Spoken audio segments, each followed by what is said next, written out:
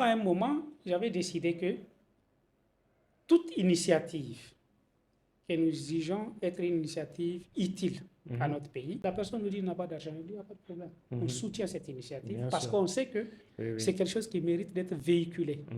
Et je me souviens d'ailleurs d'un cas qui m'a beaucoup marqué. C'était un jeune ingénieur qui a fait l'Algérie. Je ne sais plus où il est maintenant. Peut-être qu'à travers cette émission, il va réapparaître. Un jour, il était venu me voir à mon bureau. Il m'a dit, monsieur, moi je suis ingénieur, j'ai été formé. Je suis revenu au Niger, je cherche du boulot, je n'arrive pas à avoir. Mais j'ai une idée. J'ai transformé la moto Cassia en tracteur. Wow. Et que si on met de l'essence de 1000 francs dedans, elle peut faire le travail de 8 personnes dans un champ.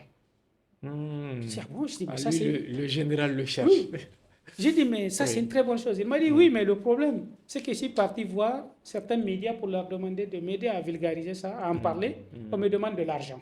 Wow. Et moi, je n'ai pas d'argent, puisque déjà ici au chômage, je n'ai pas d'argent. Il dit, bon? Il dit oui. J'ai dit, bon, tu peux amener la moto, on va voir.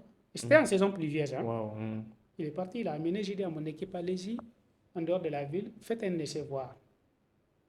Ils ont fait l'essai, il a montré, et on a fait un reportage sur ça, qui était passé sur Télé Sahel.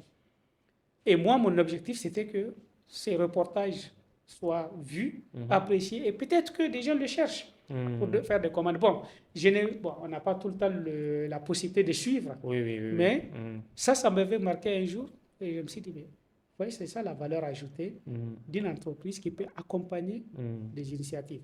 Alors, souvent,